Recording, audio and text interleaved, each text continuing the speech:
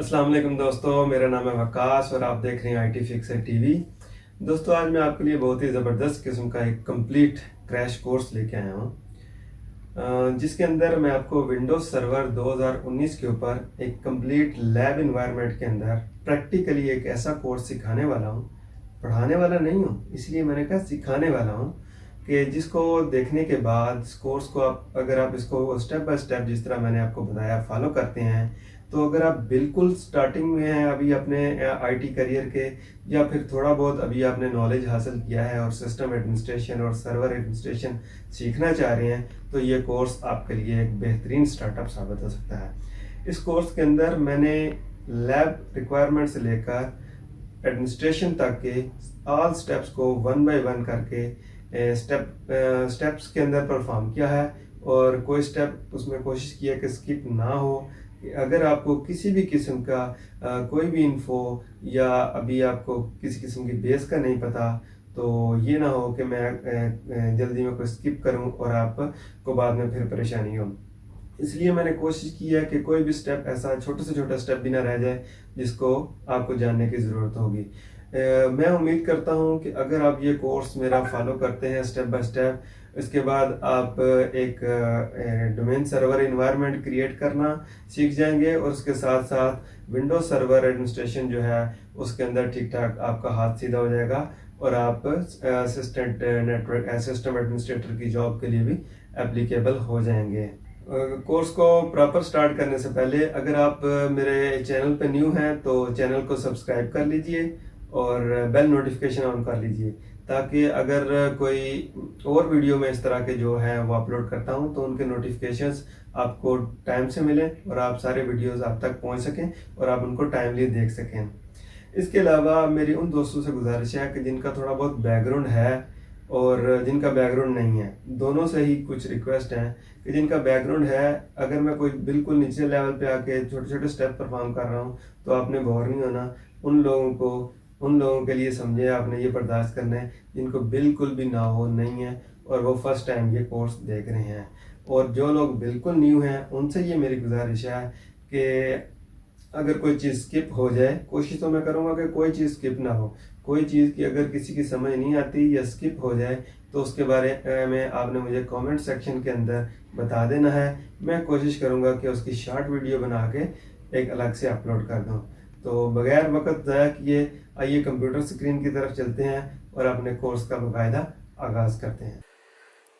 आइए एक नज़र हम अपने कोर्स कंटेंट पे डाल लेते हैं कि ये कोर्स किस तरह से प्रोग्रेस करेगा और इसके लिए हमें क्या क्या रिक्वायरमेंट है।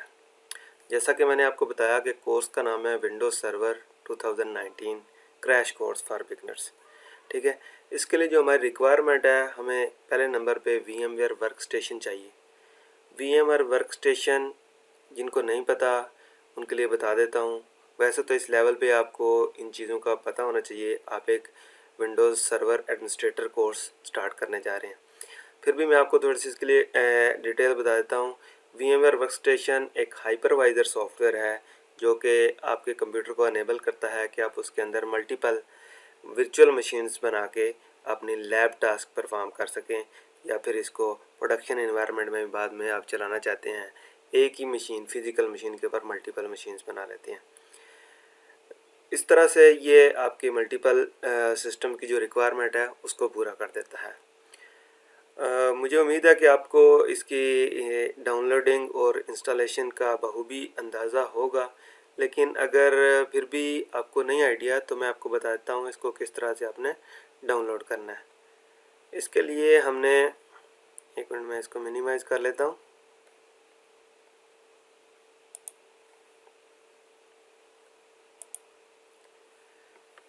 हमने गूगल को ओपन करना है और यहाँ पे लिखना है, हमने google.com पे आ गया मैं, और यहाँ पे टाइप कर देता हूँ VMware वर्कस्टेशन डाउनलोड। ठीक है जी, और जो भी आपका पहला लिंक आएगा उसको आप ओपन कर लेंगे तो आपके पास ये वाला पेज ओपन हो जाएगा। यहाँ से आपने VMware वर्कस्टेशन, विंडोज़ है तो विंडोज़ के लिए डाउनलोड कर लेना है, लिनक्स है तो लिनक्स के लिए कर लेना है। मैं चूँकि विंडोज़ यूज़ कर रहा हूँ इसलिए मैंने विंडोज़ के लिए डाउनलोड करना है, और डाउनलोड पे क्लिक करूँगा तो डाउनलोड स्टार्ट हो जाएगी। मैंने ऑलरेडी डाउनलोड किया हुआ है इसलिए मैं डाउनलोड पे क्लिक नहीं कर रहा। ठीक है जी। डाउनलोड करने के बाद आपने इसको इंस्टॉल कर लेना है। मैं ये बिल्कुल शॉर्टकट में बता रहा हूँ क्योंकि मैंने ऑलरेडी ये सारी चीज़ें की हुई हैं, सिर्फ उनके लिए गो थ्रू कर रहा हूँ जिन स्टूडेंट्स को नहीं पता। डाउनलोड होने के बाद मेरे पास कुछ इस तरह का सॉफ्टवेयर आ जाएगा। इसको आप डबल क्लिक करेंगे और जैसे नॉर्मल कोई सॉफ्टवेयर इंस्टॉल करते हैं उसके सेटअप को नेक्स्ट नेक्स्ट करेंगे, इंस्टॉल करके फिनिश कर देंगे। जैसे ही आपके पास ये सॉफ्टवेयर इंस्टॉल हो जाएगा, इसके जो आपके पास डेस्कटॉप पे इसका आइकन आ जाएगा इस तरह का VMware वर्कस्टेशन प्रो का, इसको आपने ओपन कर लेना है। इसको जब ओपन करेंगे आपके पास कुछ इस तरह की स्क्रीन आएगी। यहाँ पे मेरे पास ऑलरेडी जैसा कि आप देख सकते हैं काफ़ी सारी मशीन्स बनी हुई हैं। क्योंकि आपने पहली दफ़ा इंस्टॉल किया होगा, आपके पास कोई मशीन नहीं होगी और आपने यहाँ पे जैसा कि हमारी मैं आपको दिखा दूँ, रिक्वायरमेंट के मुताबिक हमें पहले नंबर पे VMware वर्कस्टेशन चाहिए जो कि हमने डाउनलोड करके इंस्टॉल कर लिया। दूसरे नंबर पे चाहिए हमें एक वर्चुअल मशीन जिसके ऊपर विंडोज़ सर्वर 2019 हमने इंस्टॉल करना है, और एक और वर्चुअल मशीन चाहिए जिसके ऊपर हमने विंडोज़ 7, 8 या 10 जो भी अवेलेबल है वो इंस्टॉल करनी है। ठीक हो गया जी। यहाँ से आइए हम एक आपको विंडोज़ सर्वर की मशीन क्रिएट करने का बताते हैं। मैं आपको सरसरी से स्टेप बताऊंगा, ठीक है, क्योंकि ऑलरेडी मैंने ये सारी इंस्टॉलेशन की हुई है, इसलिए कि टाइम की बचत हो और वीडियो को जितना कम टाइम में कंप्लीट किया जाए बेहतर है। क्योंकि जिन लोगों को कुछ आइडिया होता है पहले से ऑलरेडी जिन्होंने काम किया हुआ है, ठीक है, थोड़ा VMware वर्कस्टेशन के बारे में भी जानते हैं या थोड़ा बहुत इंस्टॉलेशन वगैरह कर लेते हैं, वो फिर जैसे ही अगर इन चीज़ों पे टाइम ज़्यादा लगाएं तो वो थोड़े से बोर होने लग जाते हैं। उनसे भी मेरी दोस्तों से गुजारिश है कि अगर कहीं मैं बिल्कुल नीचे वाले स्टेप्स अगर परफॉर्म कर रहा हूँ तो उन लोगों का ख्याल रखें जो बिल्कुल फ्रेश हैं और पहली दफ़ा ये चीज़ें देख रहे हैं। और जो फ्रेशर हैं, बिल्कुल फ्रेशर हैं, उनसे मेरी ये गुजारिश है कि अगर कोई स्टेप मिस हो जाए या जिसकी आपको समझ ना आए तो आप कमेंट सेक्शन के अंदर मुझे बताएं, मैं उसके ऊपर अलग से कोई शॉर्ट ट्यूटोरियल बना के अपलोड कर दूंगा। तो चलिए अब मशीन क्रिएट करते हैं। आपको ये क्रिएट न्यू मशीन का आइकन नज़र आ रहा है, इसके ऊपर क्लिक कर दें और टिपिकल ही रहने दें, नेक्स्ट कर दें। ठीक है, यहाँ से हमने ISO फाइल जो हमने डाउनलोड की होगी पहले विंडोज़ की, विंडोज़ सर्वर की भी और विंडोज़ 7 की भी, यहाँ पे हमने वो सेव कर रखी है, उसका पाथ देना है। अगर आपने नहीं अभी तक डाउनलोड की हुई तो आप गूगल में जाके डाउनलोड विंडोज़ 2019 अगर लिख के एंटर करेंगे तो माइक्रोसॉफ्ट का आपको लिंक मिल जाएगा। यहाँ से आप एवेल्यूएशन कॉपी जो है 120 डेज़ के लिए डाउनलोड कर सकते हैं। ठीक है, मैं यहाँ से ब्राउज़ करके आपको बता देता हूँ, जहाँ पे मैंने अपने सॉफ्टवेयर रखे होंगे वहाँ से ब्राउज़ करके मैंने वो वाला जो है ISO जो मैंने डाउनलोड किया हुआ है उसको ओपन करके अटैच कर लेना है। अटैच करने के बाद उसको नेक्स्ट कर देना है। ये की है क्योंकि हमने तो एवेल्यूएशन कॉपी डाउनलोड की है तो हमें एंटर करने की ज़रूरत नहीं है। हालांकि यहाँ पे अगर आप चाहें तो अपनी मर्ज़ी से अपना यूज़र नेम सेट कर सकते हैं। बाय डिफ़ॉल्ट जो आपकी मेन विंडोज़ लॉगिन हुई होती है उसके ऊपर जो यूज़र लगा होता है ये उसको कैच कर लेता है, और पासवर्ड आप अपनी मर्ज़ी से ऑप्शनल है, सेट करना चाहें सेट कर लें। नेक्स्ट कर देते हैं। कह रहे आपने की एंटर नहीं की, कोई बात नहीं, हमारे पास की है भी नहीं।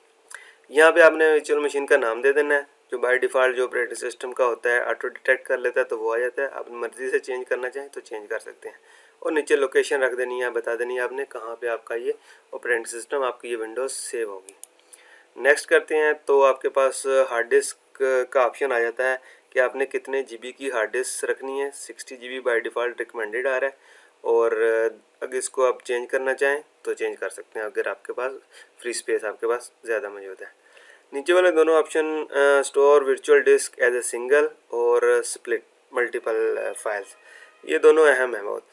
अगर तो आप पूरी की पूरी डिस्क की एक ही फाइल बनाना चाहते हैं तो सिंगल ऑप्शन सेलेक्ट कर लें, और मल्टीपल अगर आप डिस्क की फाइल्स क्रिएट करना चाहते हैं तो मल्टीपल का ऑप्शन सेलेक्ट कर लें।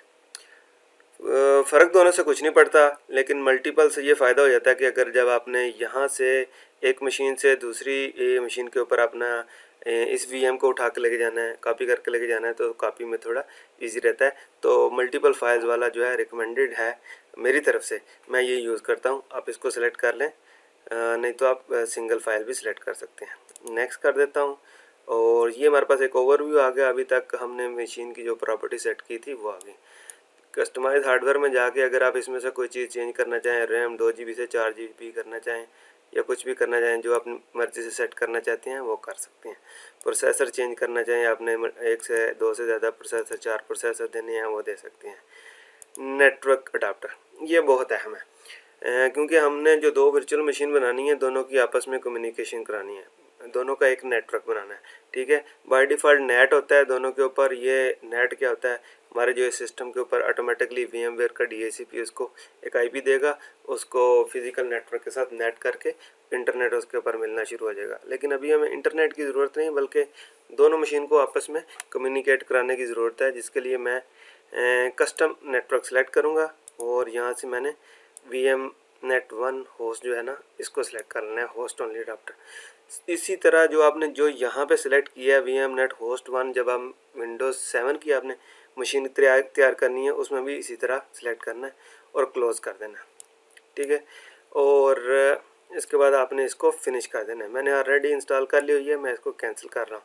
इसके बाद जब आप फिनिश करेंगे, उस मशीन को पावर ऑन करेंगे, तो जिस तरह पूरी विंडोज़ इंस्टॉल होती है उसकी इंस्ट्रक्शंस को आपने फॉलो करते हुए इंस्टॉल कर लेना है। इसी तरह आपने विंडोज़ 7 भी इंस्टॉल कर लेनी है। जब आपकी इंस्टॉलेशन कंप्लीट हो जाएगी तो नेक्स्ट स्टेप पे हम आ जाते हैं अपने।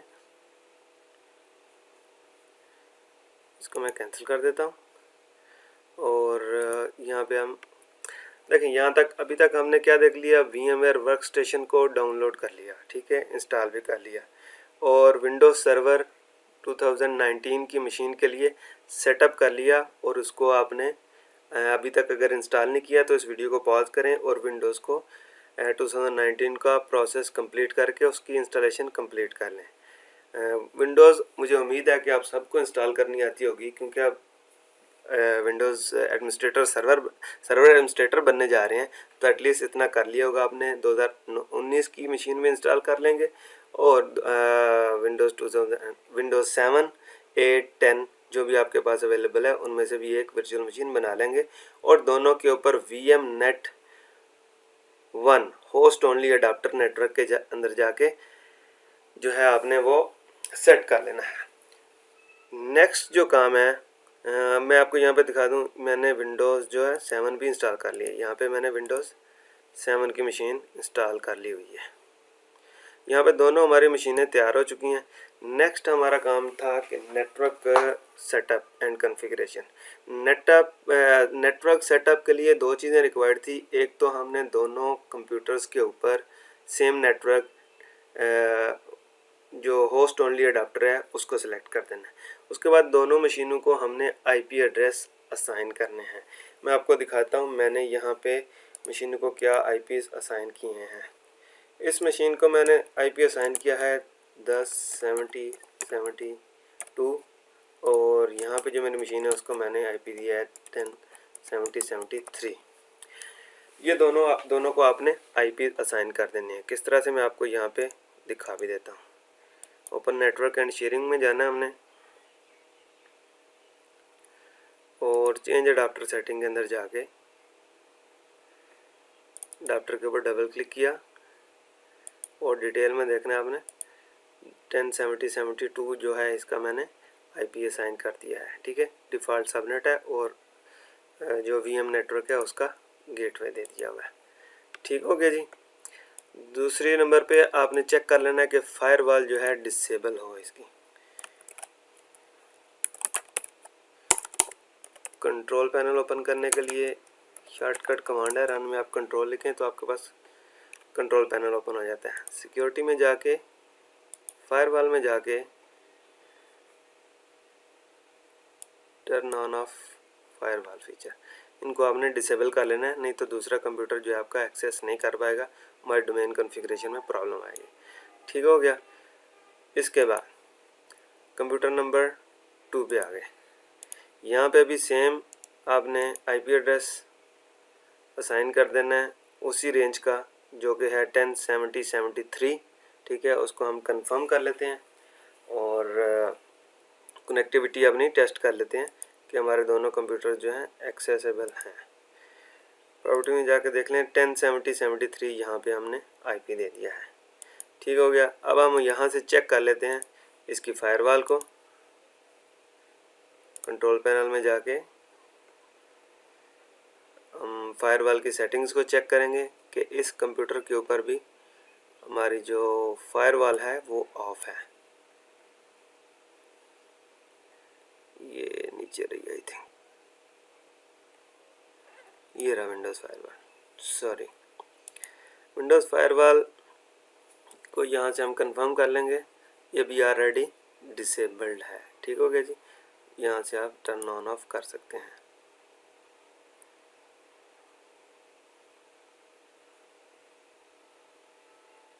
काफ़ी टाइम लेके ओपन हुआ है, ओपन हो गया, विंडोज़ फायरवॉल टर्न ऑफ है।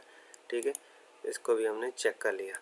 नेक्स्ट अब हमने यहाँ से चेक करना है कि हम यहाँ से सर्वर मशीन को एक्सेस कर लेते हैं कि नहीं। CMD में गए और सर्वर का हमारा IP है 107072। ठीक है, बिल्कुल एक्सेस हो रहा है, यानी कि हमारी नेटवर्किंग जो है वो ठीक हो गई है। चलें एक दफ़ा सर्वर से भी चेक कर लेते हैं कि वो क्लाइंट मशीन को सही से एक्सेस कर रहा है। पिंग 107073, ज़बरदस्त हो गया। नेटवर्क की कॉन्फ़िगरेशन हमारी कंप्लीट होगी। अब दोबारा से हम ज़रा अपने नोट्स की तरफ आ जाते हैं। नेक्स्ट स्टेप क्या है हमारा, VM1 रेडी हो गया, VM2 भी रेडी हो गया हमारा, और VM नेटवर्क सेटअप कॉन्फ़िगरेशन जो है वो भी हमारी कंप्लीट होगी।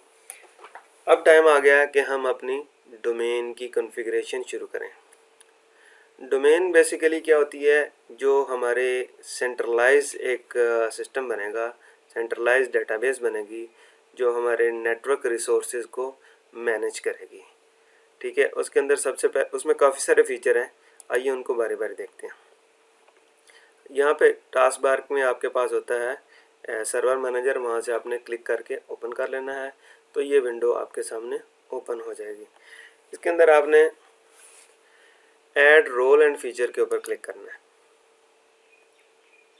इसके ऊपर जब क्लिक करेंगे तो ये स्क्रीन आपके पास आ जाएगी सबसे पहले, जिसके अंदर सारी विजिट के बारे में लिखा हुआ है कि क्या कुछ कर सकते हैं। इसमें जो एक सबसे अहम बात लिखी हुई है वो ये है कि आप जिस अकाउंट से लॉगिन हैं, एक तो वो एडमिनिस्ट्रेटर प्रिविलेजेस होने चाहिए उसके ऊपर, दूसरे नंबर के ऊपर जो IP एड्रेस है आपके कंप्यूटर का वो स्टैटिक होना चाहिए, जैसा कि मैंने आपको पहले दिखाया 107070.2, क्योंकि जब डायनामिक होगा तो आपको ये प्रोसेस आगे नहीं जाने देगा और ये बाद में चेंजेबल भी नहीं होता। ठीक है, इसको हम वेरीफाई कर लेंगे, क्योंकि हमने पहले ही कर लिया है तो हम नेक्स्ट कर देते हैं। यहाँ पे जब आपने नेक्स्ट किया तो आपके पास दो ऑप्शन आ गए, रोल बेस और फीचर बेस इंस्टॉलेशन और remote desktop services. Remote desktop services तो अभी हम कर नहीं रहे, इसके ऊपर हम अलग से कोई ट्यूटोरियल बनाएंगे। अभी रोल बेस वाले ऑप्शन को सिलेक्ट करे रहना है और नेक्स्ट कर देना है। यहाँ पे आपके पास लिस्ट हो जाएंगे जितने भी आपके इन्वायरमेंट के अंदर सर्वर होंगे, क्योंकि हमारे पास एक ही सर्वर है इसलिए वो पहले ही सिलेक्टेड है। नेक्स्ट कर दें। ये पेज जो है ना, ये स्क्रीन बहुत अहम है। इसके अंदर वो सारे रोल्स और फीचर्स नज़र आ रहे हैं आपको जो कि सर्वर 2019 के अंदर इंस्टॉल किए जा सकते हैं। अभी तक आपने सिर्फ उन चीज़ों पे गौर करना है जो दो चीज़ें हमने अभी यहाँ पे इनिशियली हमें चाहिए होती हैं जिनको इंस्टॉल करना है, बाकी सबको भूल जाए। मेन चीज़ जो हमें चाहिए वो चाहिए active directory domain and services. जब क्लिक किया आपने तो उसके साथ जो भी उसकी प्री रिक्विजिट्स थी वो सारी उसने बता दी कि ये ऐड करने पड़ेंगे। ऐड टू फीचर कर देते हैं। ठीक है जी, सिलेक्ट हो गया वो। दूसरे नंबर पे हमें जो चीज़ चाहिए वो है DNS सर्वर। अच्छा, पहले देख लेते हैं एक्टिव डायरेक्टरी डोमेन सर्विसेज में क्या आएगा। एक्टिव डायरेक्टरी डोमेन सर्विसेज आपके कंप्यूटर्स, आपके यूज़र्स, आपके ग्रुप्स, ये सारी चीज़ें जो हैं आपकी एक्टिव डायरेक्टरी के अंदर मैनेज होंगी। इसके साथ साथ ऑटोमेटिकली ग्रुप पॉलिसी कंपोनेंट वो भी इसके साथ ही इंस्टॉल हो जाएंगे। जब ये इंस्टॉल हो जाएंगी तो फिर इनके अंदर बारी बारी हम जाके इनको देखेंगे कि ये क्या क्या कारनामे अंजाम दे सकते हैं।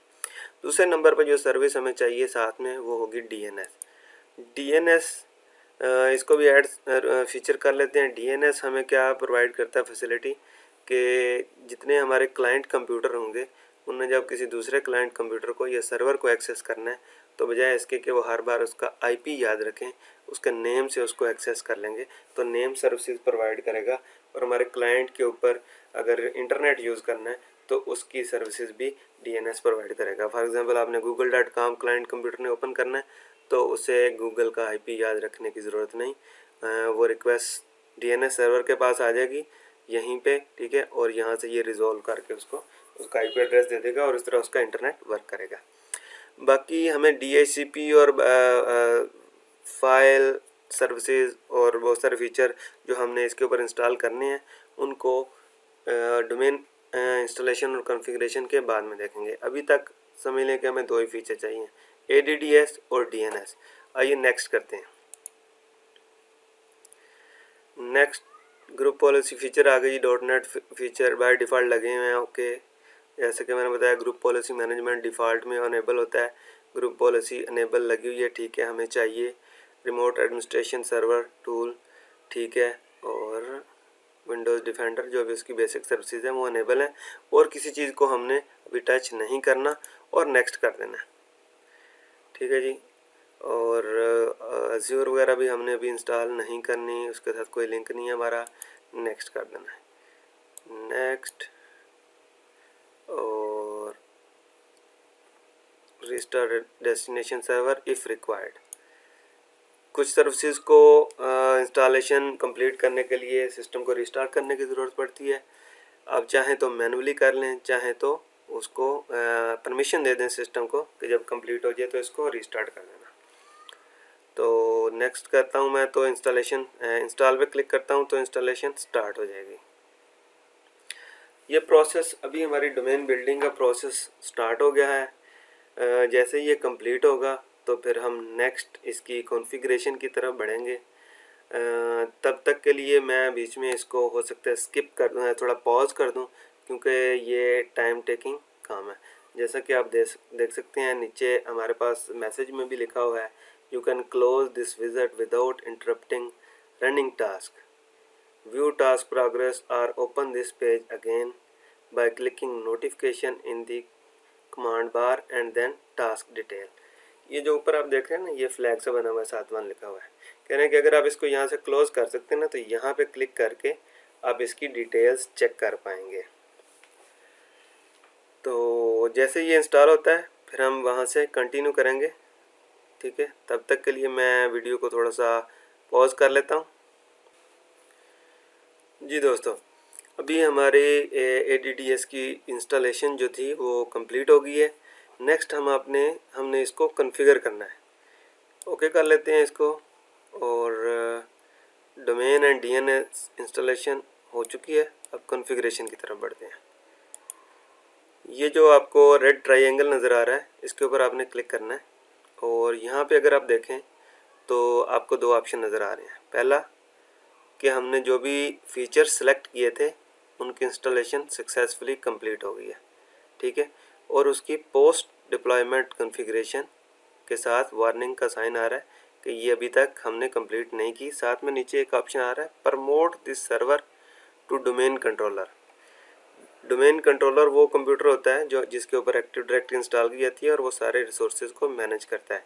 इसको उसका लेवल देने के लिए हमको यहाँ पे रिमोट सर्वर प्रमोट करना पड़ेगा इस सर्वर को। इसके ऊपर क्लिक करते हैं तो फर्दर जो स्टेप्स है ना यहाँ पे, ये बहुत ध्यान से देखनी है आपने, क्योंकि इनकी चेंजेस बाद में बहुत मुश्किल हैं, बल्कि ये समझे कि नामुमकिन है। सबसे पहले सेलेक्ट द डिप्लॉयमेंट ऑपरेशन। इसमें हमारे पास 3 ऑप्शन आ रहे हैं। Add a domain controller to an existing domain. अगर हमारे पास पहले से एक डोमेन है उसके अंदर एक और डोमेन कंट्रोलर ऐड करना है तो ये वाला ऑप्शन सेलेक्ट करेंगे, जो कि हमारे पास पहले से डोमेन नहीं है। दूसरा ऑप्शन है add a new domain in an existing forest.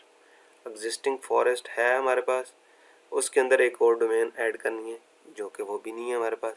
हमारे पास क्या है, ऐड ए न्यू फॉरेस्ट। हमारे पास तो कुछ फॉरेस्ट है नहीं, हम तो पहली दफ़ा से बना रहे हैं। एक फॉरेस्ट के अंदर मल्टीपल डोमेन्स हो सकती हैं, फॉरेस्ट भी नया है और डोमेन भी नहीं है। इसका नाम हम जो भी आपने रखना हो यहाँ पे आप अपनी डोमेन का नाम रखेंगे।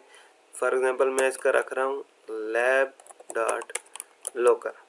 आपको जो अच्छा नाम लगे वो रखें। लोकल इसलिए मैं लगाता हूँ जो भी डोमेन यहाँ पे क्रिएट करता हूँ कि बाद में हमने अगर उसको पब्लिक डोमेन के साथ बिलिंग करना हो तो मुझे पता हो कि ये मेरी लोकल डोमेन है और ये मेरी पब्लिक डोमेन है। lab.local मैंने सेलेक्ट कर लिया डोमेन नेम और नेक्स्ट कर दिया। अब उसको वैलिडेट कर रहा है सिस्टम कि जो मैंने इंफॉर्मेशन प्रोवाइड की है क्या ADDS के लिए ये सारी इंफॉर्मेशन वैलिड है या किसी किस्म की इंफॉर्मेशन की चेंजेस चाहिए इसके अंदर। फॉर एग्जांपल हो सकता है ना कि जी lab.local पहले से एग्जिस्ट करती है, सॉरी। ठीक है जी ना, बिल्कुल एक्सेप्ट कर लिया हमारे DC ने कि बिल्कुल वैलिड है इंफॉर्मेशन। यहाँ पे आप देख रहे हैं functional level, forest functional level, domain functional level, ये दो चीज़ें हमारे पास आ रही हैं कि मिनिमम किस लेवल के ऊपर हमारा जो है डोमेन कंट्रोलर वो काम करेगा। इसका क्या मतलब है? इसका मतलब ये है कि अगर मैंने यहाँ से 2016 सेलेक्ट किया हुआ है, ठीक है, और मैं इसके साथ 2012 या 2008 का एक और डोमेन कंट्रोलर ऐड करना चाहता हूँ तो वो इसके साथ ऐड नहीं होगा। अगर मेरी डोमेन के साथ कोई और 2008 के 2008 R2 का 2012 का अगर कोई और ऐसा सर्वर भी मौजूद है तो मुझे यहाँ से लेवल अपना डाउन रखना पड़ेगा। अंडरस्टैंड? तो इसी तरह चलिए ऑप्शन देख लें, स्पेसिफाई डोमेन कंट्रोलर कंपैटिबिलिटीज़। जैसा कि हमने DNS ऑलरेडी रोल साथ इंस्टॉल कर लिया था तो इसको एज ए डोमेन सर्वर भी हमने डोमेन नेम सिस्टम या DNS सर्वर के तौर पे भी हमने इसको as a global catalog configure करना है, तो इसलिए हम इन चेक्स को ऑन ही रहने देंगे। रीड ओनली डोमेन कंट्रोलर, इसको डिटेल में तो हम अलग से ही डिस्कस करेंगे। थोड़ा सा ओवरव्यू दे देता हूँ कि अगर ये हमारा किसी और साइट के ऊपर, हमारी कंपनी के अगर मल्टीपल ऑफिसेज हों तो किसी और साइट के ऊपर जहाँ पे कोई 15, 20, 50 यूज़र हैं लेकिन वहाँ पे कोई IT एडमिनिस्ट्रेटर नहीं है या वहाँ का सिस्टम जो है डायरेक्ट हमारे हेड ऑफिस से लिंक है और हम नहीं चाहते कि अगर लिंक डाउन हो तो उनके यूज़र लॉगिन करने से भी बैठ रहे हैं, तो वहाँ पे जो डोमेन कंट्रोलर रखा जाता है उसको अमूमन रीड ओनली डोमेन कंट्रोलर रखते हैं कि कोई अगर इशू हो तो उनके इंटरनेट और क्या नाम है आपका लॉगिन की सर्विसेज जो है वो चलती रहें। तो जब हम RODC बनाएंगे देन हम इसको डिटेल में भी डिस्कस करेंगे। अभी हम अपने ये जो पासवर्ड है ना ये बहुत इम्पोर्टेंट है। ये उस वक्त आपको ज़रूरत पड़ती है, recovery password, restore mode password, जब आपके खुदा ना खास्ता डोमेन कंट्रोलर के अंदर कोई इशू आ जाए और आपने डायरेक्टरी सर्विसेज को रिस्टोर करना हो किसी बैकअप से या कहीं और से। ठीक है, तो ये पासवर्ड आपने ऐसा रखना है, इसको हो सके तो कहीं पे आप नोट कर लें। वैसे तो पासवर्ड नोट नहीं करने चाहिए, याद रखने चाहिए, लेकिन आजकल मल्टीपल सॉल्यूशन अवेलेबल हैं पासवर्ड वाल्ट वगैरह के, उसके अंदर आप सिक्योरली सेव कर सकते हैं। पासवर्ड एंटर कर दें रिस्टोर मोड का और नेक्स्ट कर दें। ये नेक्स्ट डेलीगेशन का ऑप्शन के अगर आपने इसको कॉन्फ़िगर तो कर दिया है हमने इसको DNS सर्वर तो बना लिया है, लेकिन DNS का रोल हम किसी और सर्वर को देना चाहते हैं तो उसके लिए हम क्रिएट DNS डेलीगेशन कर सकते हैं। हमने क्योंकि हमारे पास एक ही मशीन है हमने इसी के ऊपर रहना है, अभी हम इसको क्रिएट करने की ज़रूरत नहीं है। नेक्स्ट करते हैं। Verifying the net BIOS name assigned to domain and change it if necessary। Net BIOS name मैंने जैसे डोमेन नेम दिया था lab.local, ठीक है, तो नेट बायोस नेम मेरा आ गया लैब, यानी कि लैब से मेरा सिस्टम एक्सेसिबल होगा। तो इसको अगर चेंज करना चाहे तो यहाँ पे ऑप्शन अभी तक हमारे पास है, चेंज हो सकता है। हमारे डोमेन का lab.local और नेट बायोस नेम होगा हमारा लैब। ठीक है जी, नेक्स्ट कर देते हैं। दोस्तों ये जो हम अभी सारी ये विज़िट से कॉन्फ़िगरेशन कर रही हैं ये बहुत इंपॉर्टेंट कॉन्फ़िगरेशंस हैं, इनको आपने बड़े ध्यान से करना है, क्योंकि ये बाद में, जैसा मैंने पहले भी बताया कि ये चेंजेबल नहीं होती। अगर किसी तरीके से जुगाड़ लगा के कर भी लें तो बहुत सारी आफ्टर शॉक्स भी इसके आते हैं, बहुत सारे प्रॉब्लम आते हैं। तो इसलिए आपने इनको बड़े ही ध्यान से देखना है। तो ठीक हो गया। यहाँ पे अब हमारे पास जो डिफरेंट इसकी फाइल्स फोल्डर बनते हैं, NTDS जिसका एक्टिव डायरेक्टरी की जो डेटाबेस है, ठीक है, और इसके अलावा आपके लॉग फाइल्स की डायरेक्टरी और सिस वॉल्यूम जिसके अंदर हमारी ग्रुप पॉलिसी वगैरह होती हैं, उन सब के पाथ पूछ रहे हैं। बाय डिफ़ॉल्ट उनके यही पाथ होते हैं, मैं तो चेंज नहीं करता होता। अगर आपने कहीं और इनको स्टोर करना है तो आप यहाँ से इनके पाथ चेंज कर सकते हैं और फिर हम नेक्स्ट कर देंगे। ठीक हो गया। यहाँ पे हमें एक सारी समरी नज़र आ रही है, ओवरव्यू नज़र आ रहा है कि इसको एक दफ़ा आप रिव्यू कर लें। ये चेंजेस जो हैं आपने सेट की हैं, ये हमें इसके मुताबिक आपका सर्वर सेट कर दूँगा। अगर कोई यहाँ तक आपको कोई चीज़ लगे कि गलत है तो आप बैक जाके ठीक कर सकते हैं। एक बार आपने नेक्स्ट कर दिया फिर चेंजेबल नहीं होंगी। नेक्स्ट कर देता हूँ मैं। लो जी, इशू आ गया। इशू क्या आया? Verification of pre requisite domain controller promotion failed. The TCP port required by Active Directory domain services are already in use on this computer. You must reconfigure these services that are currently using these ports.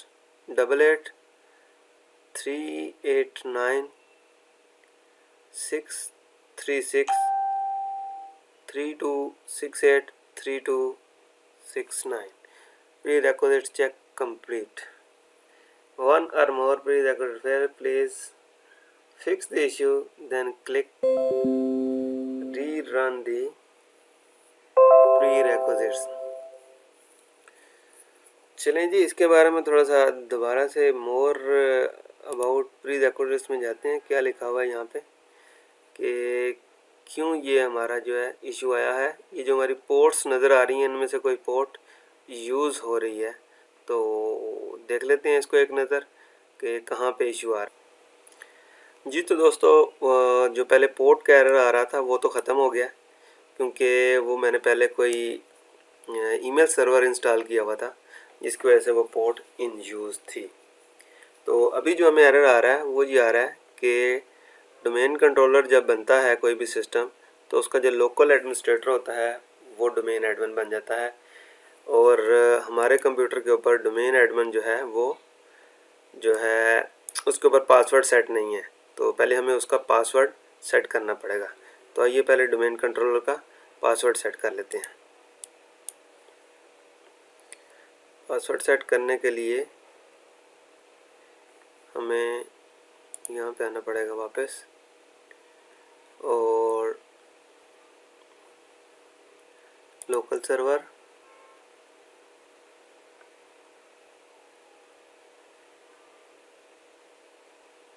और यहाँ से हमें करना पड़ेगा computer management में जाना पड़ेगा।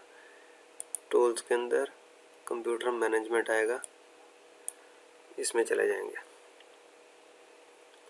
Computer management में जाके हम अपने एडमिनिस्ट्रेटर का पासवर्ड सेट करेंगे।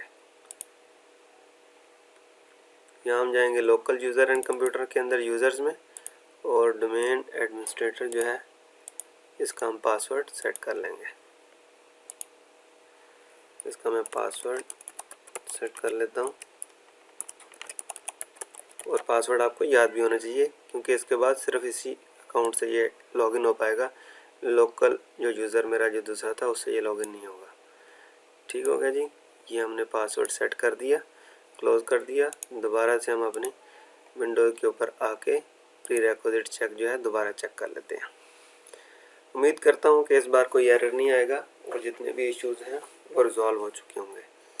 दोस्तों, ये कंप्लीट वीडियो देखने का मकसद सिर्फ यही होता है स्टेप बाय स्टेप चीज़ों को बनाने का, कि जब आप लाइव में बना रहे होंगे तो ये सारे आप प्रॉब्लम्स आपको आएंगे। अगर यहाँ से आप कोई चीज़ स्किप कर देंगे तो वहाँ फंसे रहेंगे। तो काइंडली एक एक स्टेप को ध्यान से देखें, और ये स्टेप्स जो होते हैं सिर्फ एक ही बार आपको करने को मिलते हैं। एक दफ़ा आपने डोमेन कंट्रोलर बना दिया और उसको प्रोडक्शन इन्वायरमेंट में लगा दिया, उसके बाद सालों तक वही डोमेन कंट्रोलर चलते रहते हैं। और जब चल रहा होता है सिस्टम, तो आईटी का बहुत ही फॉरमोस्ट रूल है कि जो चीज़ चल रही हो उसको कभी भी नहीं छेड़ना, ठीक है। तो इसलिए बड़े ध्यान से सारे स्टेप देखें और करें, ताकि आपको जब प्रोडक्शन के लिए इस तरह का आप डोमेन कंट्रोलर बना रहे हो तो कोई मिस्टेक ना करें। जैसा कि हमारे तमाम चेक्स ओके हो गए हैं, तो हम इंस्टॉल के ऊपर क्लिक कर देंगे। इंस्टॉलेशन हो चुकी थी। अब उसकी हमारी डोमेन की जो कॉन्फ़िगरेशन है, ADDS active directory domain services और DNS सर्वर की कॉन्फ़िगरेशन हमारी स्टार्ट हो चुकी हुई है। ये प्रोसेस भी थोड़ा सा टाइम टेकिंग है, और जितनी देर ये टाइम लेगा इंस्टॉल हो रहा है, उतनी देर के लिए मैं वीडियो को पॉज कर लेता हूँ, ताकि आपको स्क्रीन के ऊपर ज़्यादा देर इंतज़ार ना करना पड़े और वीडियो भी ज़्यादा लेंथी ना हो। तो थोड़ा सा वेट करें। जैसे ही ये कंप्लीट होती है कॉन्फ़िगरेशन, मैं दोबारा यहीं से रिज्यूम करता हूँ।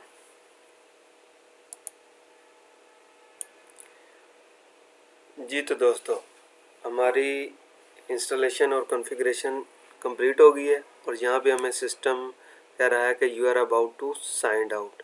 सिस्टम साइंड आउट हो गया है और रीस्टार्ट हो रहा है, क्योंकि जैसे ही active directory domain services complete होती हैं तो हमारा लोकल एडमिनिस्ट्रेटर जो है वो डोमेन एडमिन बन जाता है, और लोकल यूज़र जो है डोमेन के ऊपर लॉगिन नहीं हो सकता, ठीक है। अब हमारा सिस्टम रीस्टार्ट होगा, सर्वर हमारा रीस्टार्ट होगा, जिसके अंदर एक्टिव डायरेक्टरी और DNS की सर्विसेज इंस्टॉल हो चुकी हैं। सिस्टम के बूट होने के ऊपर हम डोमेन एडमिनिस्ट्रेटर से लॉगिन होंगे, और उसके बाद ADDS को वेरीफाई करेंगे, DNS को वेरीफाई करेंगे, और फिर नेक्स्ट स्टेप की तरफ चलेंगे। जब भी आप कोई डोमेन कंट्रोलर क्रिएट करते हैं और उसके बाद सिस्टम आपका रीस्टार्ट होता है, तो फर्स्ट टाइम जिस तरह आप विंडोज़ को इंस्टॉल करके ऑन करते हैं, तो पहली दफ़ा वो काफ़ी सारी चीज़ें सेटअप कर रहा होता है इस बैक एंड पे, और इस वजह से वो काफ़ी टाइम लेता है। इसी तरह जब आप डोमेन कंट्रोलर को भी फ़र्स्ट टाइम सेट करते हैं और उसके बाद रीस्टार्ट होता है पहली बार, उसने भी काफ़ी सारी चेंजेस बैक एंड पे करनी होती हैं। जैसे आपके लोकल यूज़र को चेंज करना है एडमिन यूज़र के अंदर, डोमेन एडमिनिस्ट्रेटर के अंदर, और इसके अलावा बहुत सारी लोकल सेटिंग्स जो हैं उनको डिसेबल करना होता है, जो कि सिर्फ डोमेन एडमिनिस्ट्रेटर के थ्रू ही कॉन्फ़िगर की जाएंगी। इसीलिए ये इस पर थोड़ा सा टाइम लेगा, और जैसे ही कॉन्फ़िगर हो जाती हैं तो हमारे पास लॉगिन स्क्रीन आ जाएगी। लॉगिन स्क्रीन आने के बाद यहीं से हम फिर आगे कंटिन्यू करेंगे। आई थिंक या देखा आपने, domain policies, domain administrator policies जो हैं अप्लाई होना शुरू हो गई थी, और अब हम लॉगिन स्क्रीन पे आ गए हैं। हम यहाँ से अल्ट कंट्रोल डेल करेंगे, ठीक है जी, और लॉगिन करेंगे। इसके बाद हम इसको लॉगिन करेंगे लैब विकी से नहीं, हम लैब जो है ये हमारी डोमेन है, ठीक है। इसके बगैर, क्योंकि लैब के अंदर विकी का अकाउंट नहीं है, वो लॉगिन नहीं होने देगा हमें, तो इसलिए हम यहाँ पे लॉगिन करेंगे आप एडमिनिस्ट्रेटर, और उसका पासवर्ड एंटर करेंगे डोमेन एडमिन का, ठीक है जी। हम डोमेन एडमिन से आप लॉगिन हो रहे हैं। डोमेन एडमिन से लॉगिन होने के बाद हम अपने जो हमारे नोट्स से, जो एक्चुअली हमने विकी के डेस्कटॉप के ऊपर रखे थे, वहाँ को उनको यहाँ पे कॉपी कर लेते हैं डेस्कटॉप पे, ताकि हमें बार बार वहाँ से कॉपी करके लाने ना पड़े, और हम अपनी कोर्स की जो बकाया चीज़ें हैं उनको देख के वो परफॉर्म करें।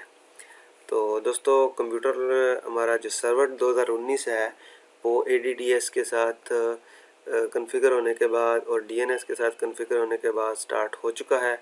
अब मैं यहाँ से कॉपी कर लेता हूँ दूसरे यूज़र से अपनी नोट्स वाली फ़ाइल, जो कि हमारी पड़ी होगी C के अंदर, सी के अंदर यूज़र्स का फोल्डर होता है और यूज़र्स के अंदर जो भी हमारा यूज़र था विक्की था और उसके डेस्कटॉप पे वो फाइल थी, उसको मैं यहाँ से कॉपी कर लेता हूँ। कॉपी किया और इसको मैं ले आया डेस्कटॉप पे।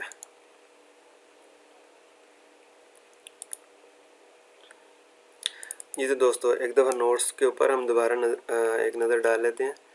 थोड़ा सा इसका मैं फ़ॉन्ट साइज़ जो है इंक्रीज़ कर लूँ ताकि सही से आपको भी और मुझे भी नज़र आए।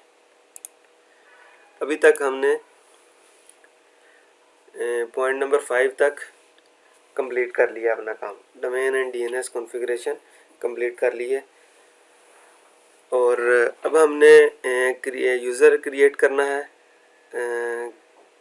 अपनी एक्टिव डायरेक्टरी के अंदर, जो क्लाइंट मशीन के ऊपर हम लॉगिन करेंगे। तो आइए यूज़र क्रिएट करते हैं। सर्वर मैनेजर में जाके हम यहाँ से लोकल सर्वर के ऊपर क्लिक करके और जहाँ पे जो इसके रोल्स हैं ये आ गए ADDS एंड DNS जो इसके ऊपर इंस्टॉल हो चुके हुए हैं। ठीक है, इनको देख लिया। राइट क्लिक करता हूँ और मैं इसको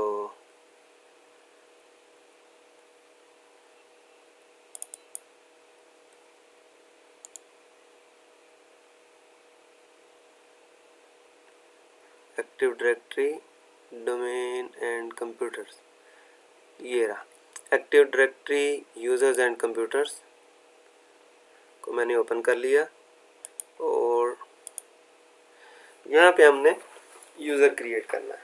ये हमने एक्टिव डायरेक्टरी को ओपन कर लिया। एक्टिव डायरेक्टरी में यूज़र क्रिएट करने का बेहतरीन जो तरीका होता है वो ये होता है कि सबसे पहले आप इसमें एक OU क्रिएट करें। OU क्या होता है? OU होता है एक ऑर्गेनाइजेशनल यूनिट। ऑर्गेनाइजेशनल यूनिट एक कंटेनर ही होता है, जिस तरह ये सारे कंटेनर बने हुए हैं, कंप्यूटर है, डोमेन कंट्रोलर है, यूज़र्स है, ये भी सारे OU हैं, ये भी सारे कंटेनर्स हैं। और जो यहाँ पे मैं जो हमने न्यू यूज़र बनाने हैं उनके लिए मैं एक न्यू ऑर्गेनाइजेशनल यूनिट बना लेता हूँ। ऑर्गेनाइजेशन यूनिट भी एक ग्रुप की तरह होता है, लेकिन दोनों में डिफरेंस ये होता है कि ग्रुप पॉलिसी जो है वो OU के ऊपर अप्लाई होती है, ग्रुप के ऊपर नहीं होती। न्यू OU क्रिएट करता हूँ जिसका नाम मैं रखता हूँ सेल्स यूज़र्स। ठीक है जी, और इसको ओके कर देता हूँ। ये मेरा सेल्स यूज़र्स का बन गया हमारे पास ग्रुप, सॉरी OU। और इस OU के अंदर इसको मैंने क्लिक किया और इसके वाइट एरिया में आ गया। यहाँ पे मैंने न्यू यूज़र क्रिएट करना है। इसका मैं रख रहा हूँ टेस्ट यूज़र 1। ठीक है जी, और इसका यहाँ पे मैं नाम यूज़र नाम रखता हूँ टेस्ट यूज़र 1। ये हमारा लॉगिन नेम है जो कि यूनिक होना चाहिए, और ये जो है हमारा डिस्प्ले नेम है जो कंप्यूटर पे यूज़र पे स्टार्ट पे जब क्लिक करेगा तो वहाँ उसका नाम आएगा, ये वो वाला नाम है, और ये एक्चुअली उसका यूज़र आईडी है। ठीक है, इसको टेस्ट यूज़र 1 को नेक्स्ट किया और यहाँ पे हमने पासवर्ड लगा दिया। जो भी हमने पासवर्ड सेट करना है उस यूज़र का वो पासवर्ड लगा देंगे। पासवर्ड नीचे 4 ऑप्शन आ रहे हैं आपके पास। User must change password at next login. ये अमूमन होता है कि हम स्टैंडर्ड पासवर्ड सेट कर देते हैं यूज़र के लिए और उसे ये वाला ऑप्शन लगा देते हैं। जैसे यूज़र पहली दफ़ा लॉगिन होता है तो उसके बाद प्रॉम्प्ट आ जाती है कि भाई आप अपना पासवर्ड चेंज कर लें। अगर आपने ये रखना है, आपकी रिक्वायरमेंट है तो ठीक है, अगर नहीं रखना चाहते तो इसको आप अनचेक कर सकते हैं। यूज़र अगर एक यूज़र ऐसा है जो 5 लोग शेयर कर रहे हैं तो ऐसे यूज़र्स के ऊपर हम ऑप्शन लगा देते हैं कि कोई पासवर्ड चेंज ना करे। एक मॉर्निंग शिफ्ट में, एक इवनिंग में, एक नाइट में है, पता चले सुबह वाले ने चेंज किया था, रात वाला बैठा हुआ है, मुझे तो पासवर्ड ही नहीं पता। ठीक है, तो अगर आप ऐसा यूज़र कोई हो जिसका पासवर्ड चेंज नहीं करने देना तो user can not change password का चेक लगा देना। Password never expire. By default password की जो पॉलिसी है उसके ऊपर 90 डेज़, आई थिंक ये 120 डेज़ का ऑप्शन होता है, लगा होता है। तो उसके बाद पासवर्ड आपको चेंज करना पड़ता है। या तो आप पॉलिसी को चेंज करना चाहें, जब हम ग्रुप पॉलिसी कॉन्फ़िगर करेंगे तो उसके अंदर देखेंगे किस तरह एक्सपायरी डेट हम चेंज कर सकते हैं। और अगर आप नेवर एक्सपायर करना है कि वो पॉलिसी इसके ऊपर इम्प्लीमेंट ना हो तो नेवर एक्सपायर कर दें। जब कोई यूज़र छोड़ के जाता है तो हम उसका यूज़र को simply user account is disabled के ऊपर चेक लगाते हैं तो वो यूज़र पासवर्ड अगर उसका वही भी है फिर भी वो लॉगिन नहीं हो पाएगा। नेक्स्ट कर देते हैं। फिनिश, हमारा यूज़र क्रिएट हो चुका है। नेक्स्ट था हमारे पास ये create our first user active directory हमने कर लिया है। अब हमने जाना है क्लाइंट मशीन के ऊपर और क्लाइंट मशीन को हमने डोमेन ज्वाइन करानी है और फिर उसके बाद लॉगिन करना है। उसके लिए हम चलेंगे अपनी विंडोज़ 7 की मशीन के ऊपर। यहाँ आगे यहाँ पे हमने माई कंप्यूटर की प्रॉपर्टीज़ में जाना है, ठीक है, और वहाँ से हमने डोमेन ज्वाइन करानी है। ये हमारे पास कंप्यूटर ओपन हो गया। कंप्यूटर पर राइट क्लिक करेंगे, प्रॉपर्टीज़ में जाएंगे। प्रॉपर्टीज़ में जाने के बाद चेंज सेटिंग, नाम देख रहे हैं, नाम आपने पहले इसे सेट कर लेना है। एक दफ़ा आपने चेंज कर लिया, उसके बाद दोबारा आपको चेंज करेंगे तो फिर एक दफ़ा रिस्टार्ट मांगेगा। तो हम चेंज सेटिंग कर लेते हैं। मैंने ऑलरेडी इसका नाम क्लाइंट पीसी इसलिए कर लिया था। अभी वर्क ग्रुप का नाम क्या आ रहा है, वर्क ग्रुप, ठीक है। और यहाँ से हम चेंज पे क्लिक करेंगे और प्रॉब्लम ये पता क्या हुआ, डोमेन क्यों नहीं आ रही, सोचें, मैं बताता हूँ। अनफॉर्चुनेटली मैंने विंडोज़ 7 होम बेसिक इंस्टॉल कर ली हुई है। विंडोज़ होम एडिशन के अंदर डोमेन सर्विसेज अनेबल नहीं होती, इसलिए इसके लिए हमें विंडोज़ 7 प्रो या विंडोज़ 7 अल्टीमेट, इसी तरह विंडोज़ 8 और विंडोज़ 10 में भी प्रो एडिशन या अल्टीमेट एडिशन चाहिए। इनके अंदर हम विंडोज़ को डोमेन को ज्वाइन करा सकते हैं। तो इसलिए मुझे पहले इसको प्रो वर्जन इंस्टॉल करना पड़ेगा, फिर उसको डोमेन से ज्वाइन कराते हैं। माजरत के साथ मुझे यहाँ पे थोड़ी देर के लिए इसको वीडियो को पॉज करना पड़ेगा ताकि मैं प्रो एडिशन को इंस्टॉल कर सकूँ। जी दोस्तों, मैंने आपके लिए विंडोज़ 10 प्रो इंस्टॉल कर लिए। आइए हम उसको विंडोज़ सर्वर 2019 की डोमेन जो हमारी है उसके साथ हम इसको ज्वाइन करते हैं।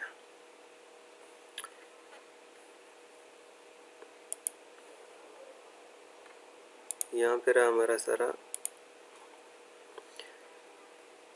लैब का सेटअप और ये मैंने विंडोज़ 10 इंस्टॉल की है और इसको भी हमने आईपी असाइन कर दिया और कनेक्टिविटी टेस्ट कर ली है। बिल्कुल ये सर्वर को पिंग कर रही है। तो इसकी पीसी की प्रॉपर्टीज़ में जाएंगे हम और चेंज सेटिंग में जाना था हमने। सिस्टम मैंने इसका नेम चेंज नहीं किया अभी क्योंकि पहले काफ़ी टाइम लग गया विंडो इंस्टॉल करते हुए। तो मैं डायरेक्ट इसको डोमेन ज्वाइन करा देता हूँ। डोमेन पे क्लिक कर लिया और यहाँ हमने लिख लिया lab.local, लिख के ओके कर दिया। तो हमसे पासवर्ड की स्क्रीन अगर आ गई, दिस मीन्स कि आपकी डोमेन जो है वो बिल्कुल सही कॉन्फ़िगर हो गई हुई है और आपकी रिक्वेस्ट जो है डोमेन तक चली गई है और आपका क्लाइंट के ऊपर सेटिंग भी बिल्कुल ठीक है। तो अब हम यहाँ पे एडमिन अकाउंट दे देते हैं।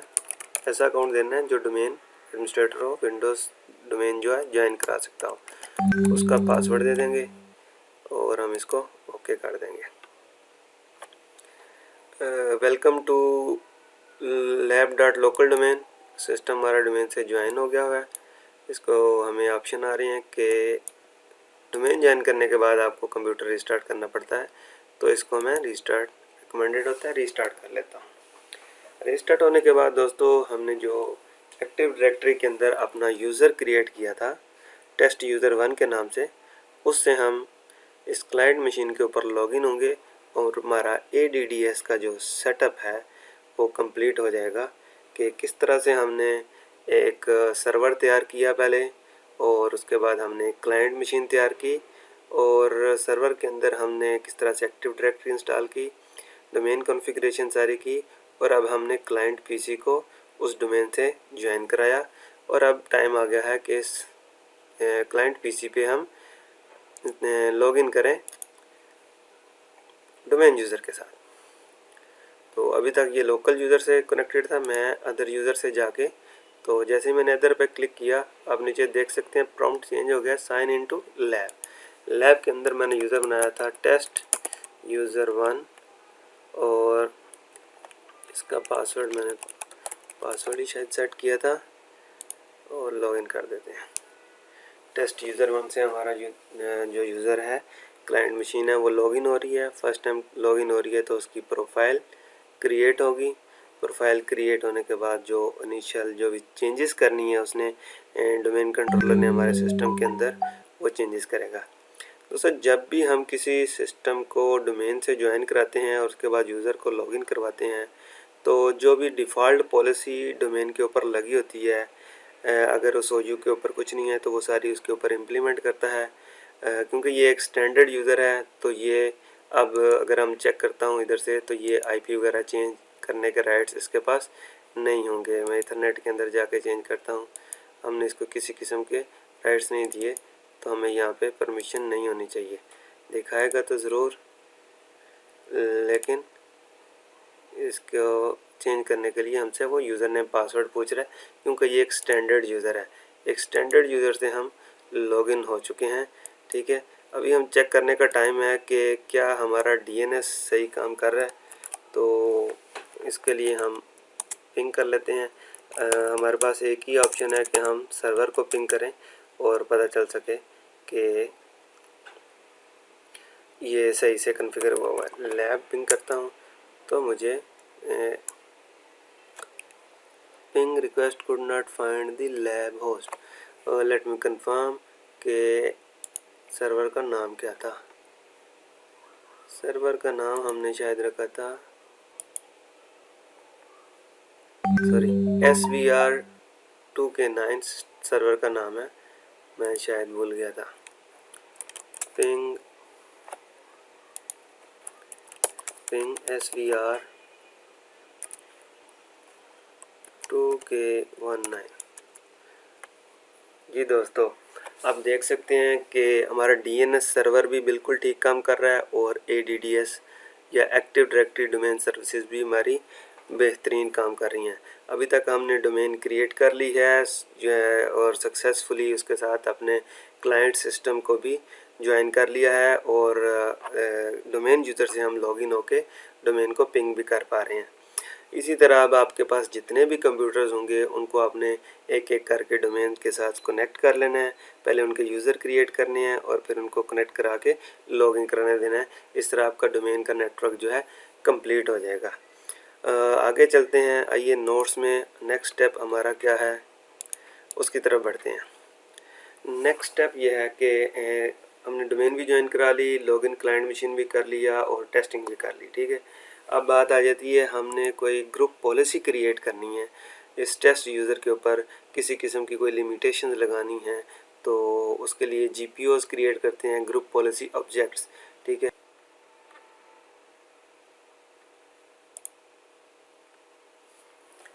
दोस्तों ग्रुप पॉलिसी मैनेजमेंट की तरफ बढ़ते हैं।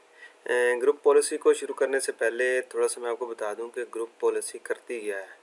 ग्रुप पॉलिसी बेसिकली जैसा कि हमने एक विंडोज़ 10 का कंप्यूटर अभी अपने डोमेन के साथ ज्वाइन कराया है, आपके नेटवर्क में हो सकता है हंड्रेड्स थाउजेंड्स ऑफ कंप्यूटर हों और कोई एक ऐसी सेटिंग जो आपने किसी कंप्यूटर के ऊपर और उन 1000 कंप्यूटर के ऊपर या 100 कंप्यूटर के ऊपर अप्लाई करनी है। जैसा कि मिसाल के तौर पे आपने उनका एडमिन का पासवर्ड ही चेंज करना है तो आप 1000 कंप्यूटर के ऊपर एक एक बार जाके चेंज करने के बजाय ग्रुप पॉलिसी के अंदर एक ऐसा ऑब्जेक्ट क्रिएट कर लेते हैं जिसके थ्रू आप सब कंप्यूटर के ऊपर जो उसके अंदर OU के अंदर पड़े हों, जिस OU के ऊपर आप लगाते हैं तो वो सब के ऊपर इम्प्लीमेंट हो जाती है। बेसिकली ये आपके मैनेजमेंट को इजी करने का तरीका है। जो आपके कंप्यूटर्स जो आपके नेटवर्क के अंदर मौजूद हैं उनकी एडमिनिस्ट्रेशन को इजी बनाने का तरीका है और काम आपका कम से कम करना पड़े आपको और क्लाइंट कंप्यूटर के ऊपर बार बार ना जाना पड़े और सेटिंग्स जितनी भी हैं उनको आप यहाँ से मैनेज करें। ठीक है, इसमें USB डिसेबल करने का एक ऑप्शन आपके पास सकता है कि आपको रिक्वायरमेंट आती है मैनेजमेंट की तरफ से कि तमाम यूज़र्स के ऊपर USB डिसेबल कर दें, तमाम यूज़र के ऊपर इस तरह का बैकग्राउंड लगा दें, कोई यूज़र अपनी IP एड्रेस की सेटिंग चेंज ना कर ले, कोई भी यूज़र अपनी प्रॉक्सी सेटिंग ना चेंज कर पाए, कंट्रोल पैनल के अंदर से जाके कोई प्रोग्राम इंस्टॉल या रिमूव ना कर सके।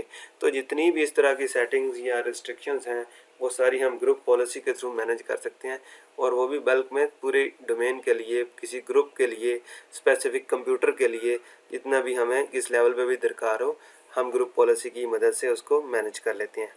तो आइए एक ग्रुप पॉलिसी क्रिएट करते हैं हमारे उस यूज़र के लिए जो हमने एक OU बनाया था सेल्स यूज़र्स का, और उसके अंदर एक टेस्ट यूज़र 1 बनाया था उसके ऊपर, फिर उसको इम्प्लीमेंट करके चेक करते हैं। इसके लिए हम ओपन करेंगे अपना सर्वर मैनेजर को, और टूल्स के अंदर जाके यहाँ से हम ओपन कर लेंगे ग्रुप पॉलिसी मैनेजमेंट। इसको ओपन करने के बाद आपके पास ये डोमेन आ गई आपकी lab.local, ठीक है। तो सबसे पहले इसके अंदर डिफ़ॉल्ट डोमेन पॉलिसी है। डोमेन के ऊपर, पूरी डोमेन के ऊपर फिलवक्त जो डिफ़ॉल्ट सेटिंग्स हैं वो सारी डिफ़ॉल्ट डोमेन पॉलिसी के अंदर हैं।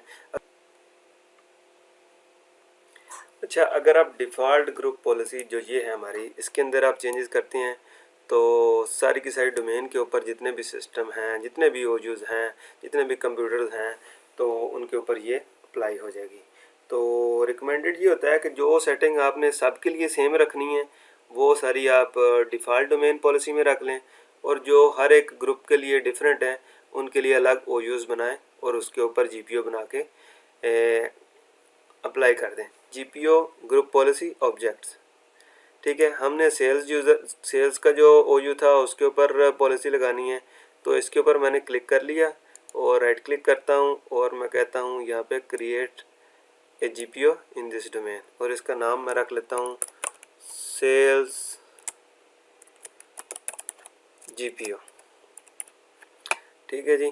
स्टार्टर GPO अभी हमने कोई नहीं क्रिएट किया हुआ। स्टार्टर GPO ये होता है कि कोई डिफ़ॉल्ट सेटिंग जो आपके लिए सबके लिए बनानी है और एक स्टार्टर GPO बना के रख लेते हैं, वो उसको यहाँ पे लिंक कर लेते हैं और बाकी जो चेंजेस करनी होती हैं वो फिर GPO में बाकी कर लेते हैं, ठीक है। अभी ओके कर लेता हूँ और ये मेरा सेल्स GPO बन गया।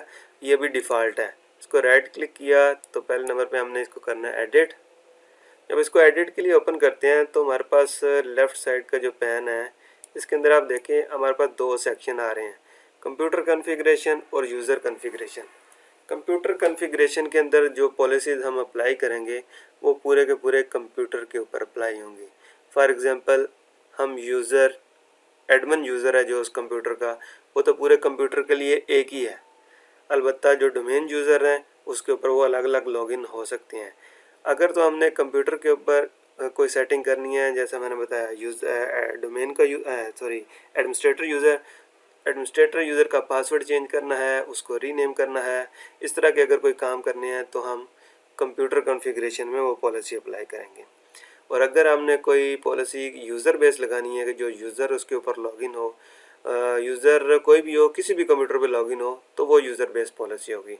For example, user IP address ना चेंज कर सके, यूज़र डेस्कटॉप वॉलपेपर ना चेंज कर सके, यूज़र उसके साथ USB ना कनेक्ट कर सके, तो हो सकता है एक एडमिनिस्ट्रेटर यूज़र हो, उसी कंप्यूटर के ऊपर लॉगिन करके USB यूज़ करनी हो, तो इस पॉलिसी को हम कंप्यूटर की बजाय यूज़र के ऊपर फिर लगाते हैं। तो एक बात आपको यहाँ पे क्लियर हो जानी चाहिए, जो पूरे कंप्यूटर को अफेक्ट करेंगी ऐसी पॉलिसीज़ कंप्यूटर के सेक्शन में अप्लाई करेंगे, जो सिर्फ यूज़र के ऊपर अफेक्ट हों वो यूज़र के अंदर अप्लाई होंगी। तो आइए देखते हैं, सबसे पहले हम यूज़र के ऊपर कोई पॉलिसी अप्लाई करते हैं। पॉलिसीज़ के अंदर जाके एडमिनिस्ट्रेटिव टेम्पलेट में आ जाते हैं और मैं आ जाता हूँ फॉर एग्ज़ाम्पल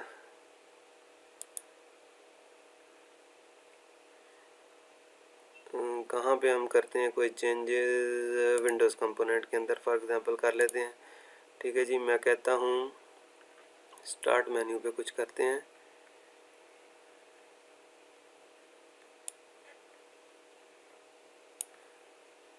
इससे बेहतर होगा कि हम ऑल सेटिंग में चले जाएं,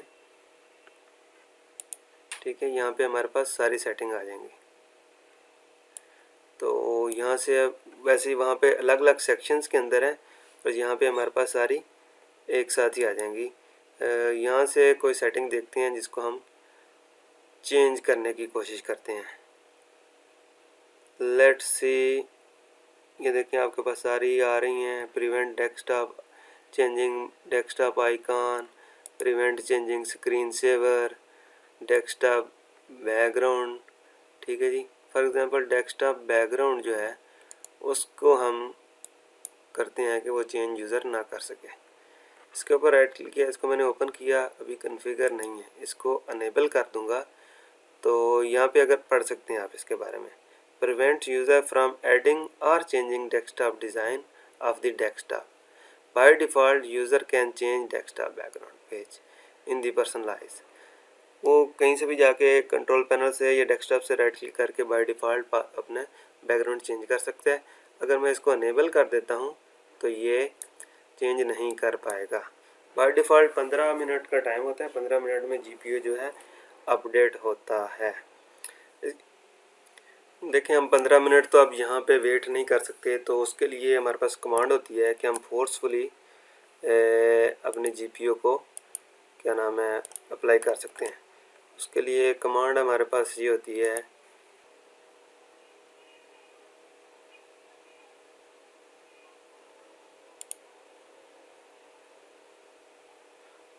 अप्लाई कर लेते हैं। शेल के अंदर से अप्लाई करने की कोशिश करते हैं।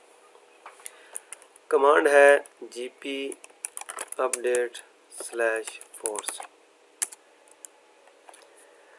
gp update/force क्या करेगी कि जो हमें 15 मिनट का वेट करना पड़ता था, वेट नहीं करना पड़ेगा और हमारी ग्रुप पॉलिसी फ़ौरन से फोर्सफुली इम्प्लीमेंट हो जाएगी। अब डोमेन पे हमने पुश करा दिया है। अब चलते हैं हमारे क्लाइंट मशीन के ऊपर और वहाँ पे भी हम इसको फोर्सफुली सिंक करते हैं। पहले हम पासवर्ड एंटर कर लें, क्योंकि बाय डिफ़ॉल्ट जो टाइम लगा होता है उसके हिसाब से ये टाइम आउट हो गया तो ऑटोमेटिकली लॉक हो जाएगा। पासवर्ड क्या है भाई? अच्छा जी, यहाँ पे भी हम करेंगे gp update/force।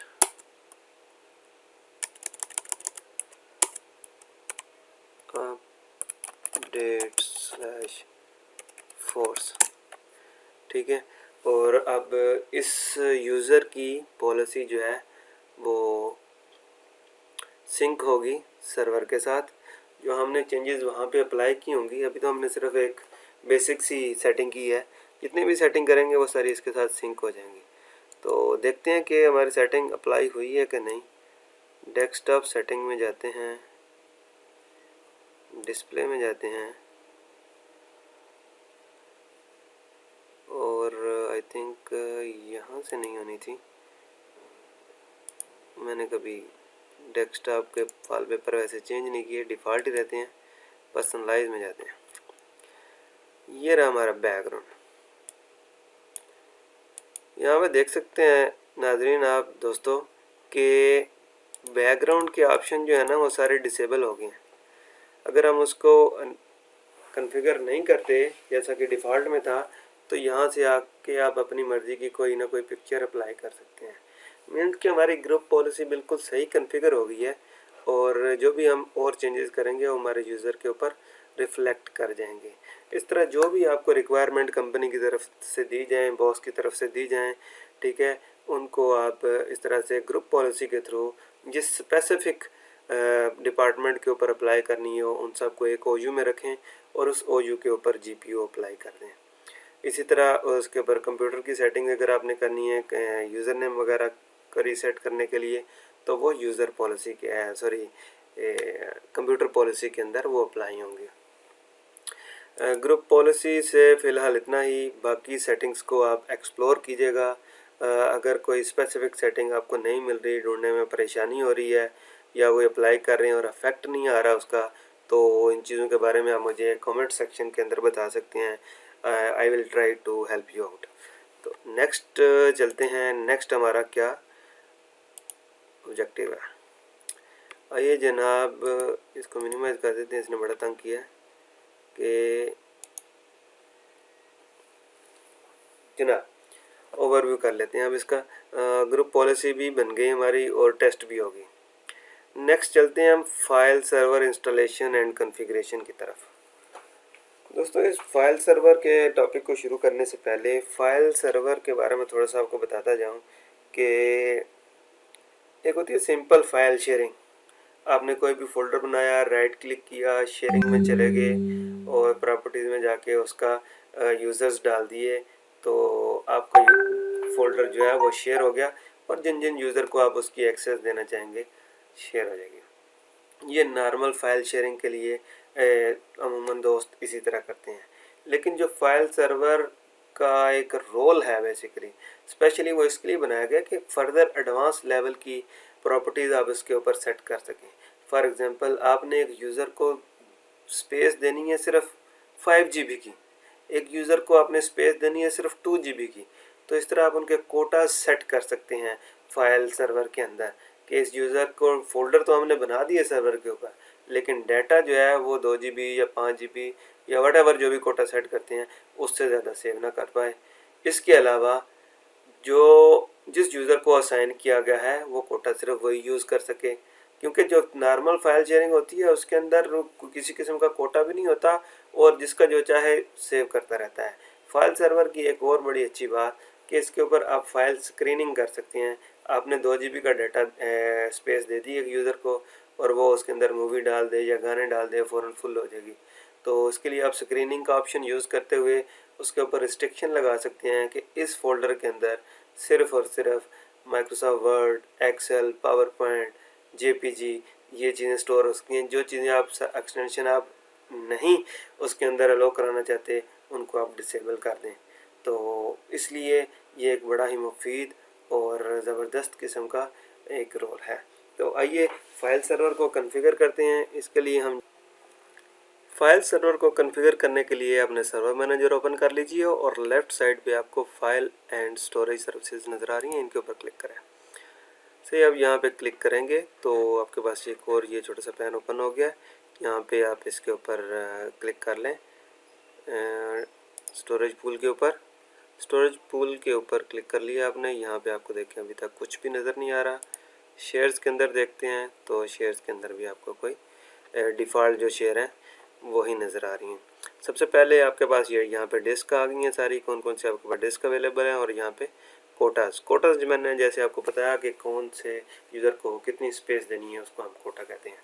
तो यहाँ पे आपको जैसा कि नज़र आ रहा है to install file server resource manager start add role features visit, इसके ऊपर हम क्लिक करते हैं और इसको मैनेज करते हैं। तो ये जैसा कि आपको नज़र आ रहा है कि ये अपने रोल अभी फाइल सर्वर के उसको ऐड करेगा। उसको ऐड फीचर कर देते हैं जनाब, ठीक है, और नेक्स्ट कर देते हैं। पहले जब हमने देखा था तो मुझे लगा था ये बाय डिफ़ॉल्ट ऑन है, सिर्फ सर्विस ऑन थी। ये रोल जो है फाइल सर्वर रिसोर्स मैनेजर का इंस्टॉल नहीं था, इसके लिए हमें ये दोबारा से विजिट रन करना पड़ा। ठीक है, नेक्स्ट करते हैं। डिफ़ॉल्ट सेटिंग है बाकी सारी और इंस्टॉल कर देते हैं। अब हमारा फाइल सर्वर का जो रोल है वो हमारे डोमेन कंट्रोलर के ऊपर इंस्टॉल हो रहा है। अमूमन इसके लिए अलग सर्वर होता है जो कि डोमेन कंट्रोलर होना ज़रूरी तो नहीं है, लेकिन डोमेन का पार्ट होना ज़रूरी है, क्योंकि उसमें सारी अथेंटिकेशंस वगैरह जो हैं वो अगर डोमेन का पार्ट होगा तभी कर पाएगा। उसी के ऊपर हम सर्वर को इंस्टॉल कर लेते हैं। 2019 की अगर हम प्रोडक्ट लेके चल रहे हैं, सारी एक ही सर्वर इन्वायरमेंट रखना है, तो एक और VM आप बनाएं जिसका नाम फाइल सर्वर रख लें और उसके ऊपर आप ये वाला रोल जो है इंस्टॉल कर दें और उसको फिर ये चीज़ें आप वहाँ पे उसके ऊपर कॉन्फ़िगर करें, क्योंकि फाइल सर्वर के ऊपर आपका बहुत सारा डाटा सेव होना होता है और काफ़ी इम्पोर्टेंट डाटा होता है, कंपनी का क्रूशियल डाटा होता है। तो क्योंकि ये जो हमारा DC है इसके ऊपर अथेंटिकेशन ही होती है सिर्फ, और आपके कंप्यूटर्स मैनेजमेंट इस तरह की चीज़ें होती हैं, इसको रिकमेंडेड नहीं होता कि इसके ऊपर आप डाटा भी स्टोर करें। तो फाइल सर्वर के लिए आई विल रिकमेंड कि जब भी फाइल सर्वर बनाएं उसके लिए अलग मशीन बनाएं, बेशक वो VM हो या फिज़िकल हो, इससे फ़र्क नहीं पड़ेगा आपको, लेकिन होनी एक अलग से मशीन चाहिए। इसी दौरान हमारी इंस्टॉलेशन जो है फाइल सर्वर कंप्लीट हो गई है, तो इसको हम क्लोज़ कर देते हैं। क्लोज़ किया और यहाँ पे कोई हमें मैसेज आ रहा है जी, इसको देखते हैं जी। फाइल सर्विसेज वो कह रहे हैं बिल्कुल जो है कंप्लीट हो गई हैं, तो ऐड रोल एंड फीचर में आ जाएं जी। बिल्कुल कॉन्फ़िगरेशन हो चुकी हैं, तो इसको दोबारा से ज़रा हम रिफ़्रेश कर लेते हैं।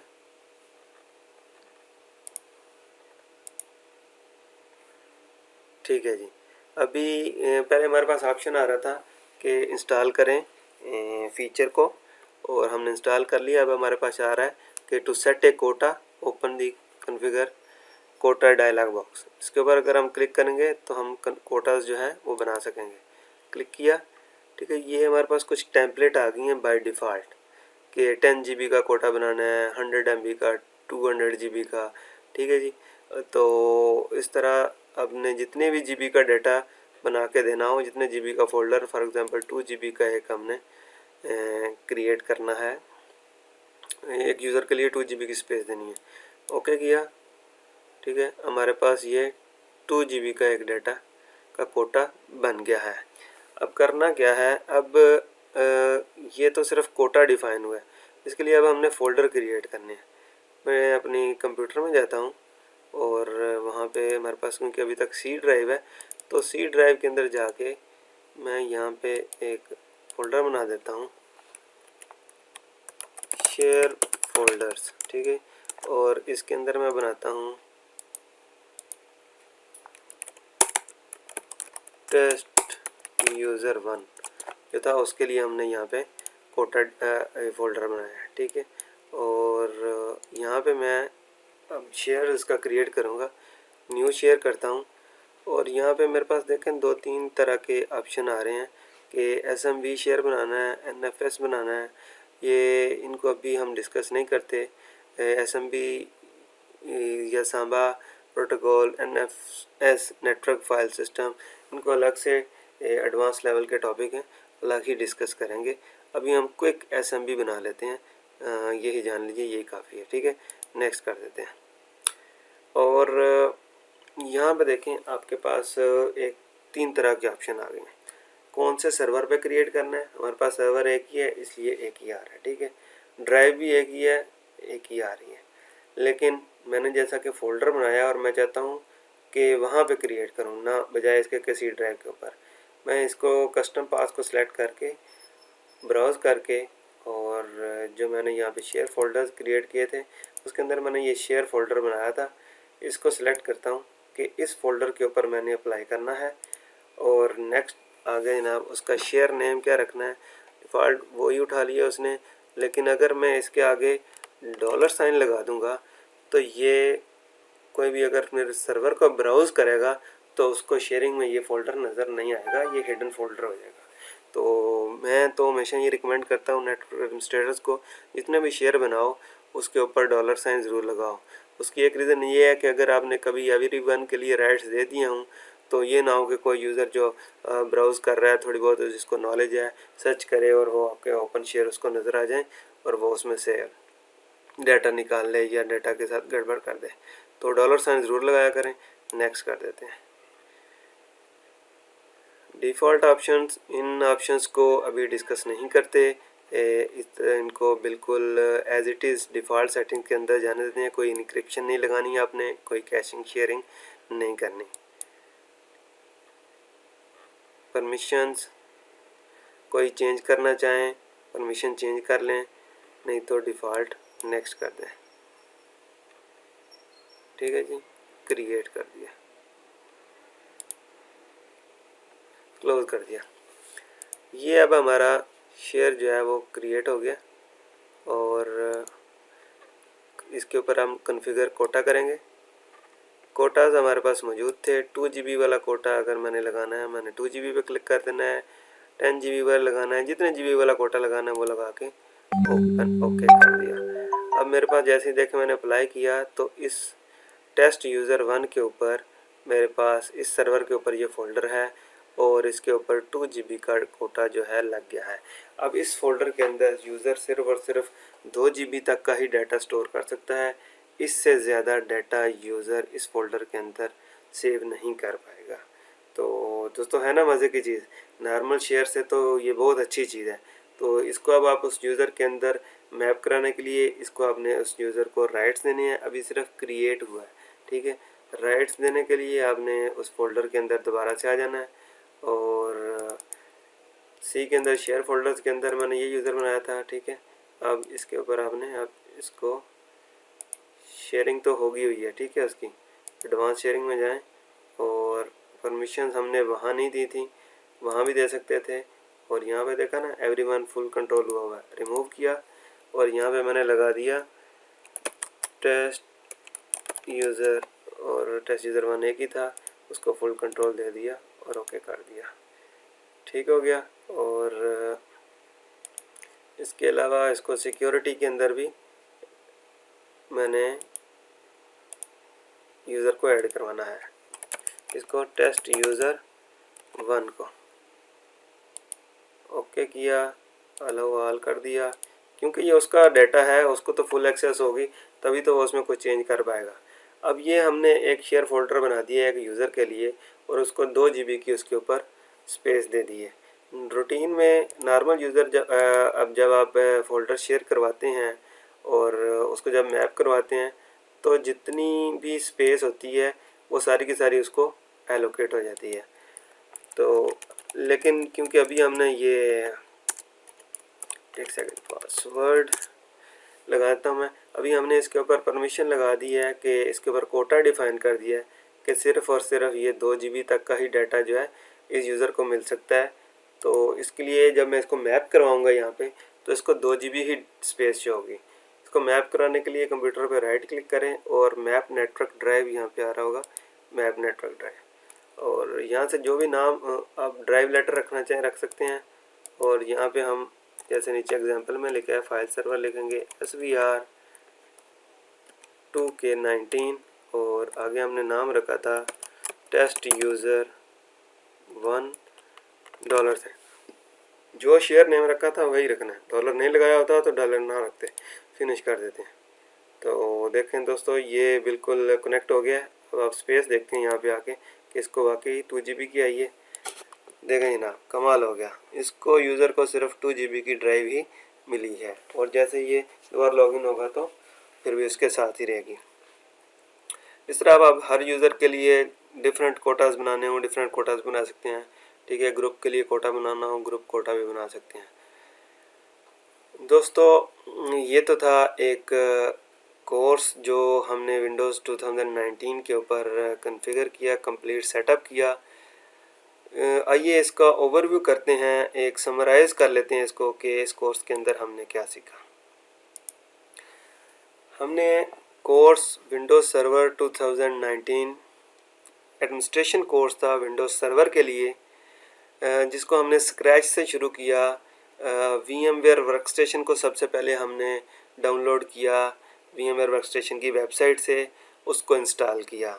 उसके बाद हमने 2 वर्चुअल मशीनें इंस्टॉल की, एक विंडोज़ सर्वर 2019 की और एक विंडोज़ 10 प्रो की। उसके बाद हमने VM नेटवर्क को सेटअप किया।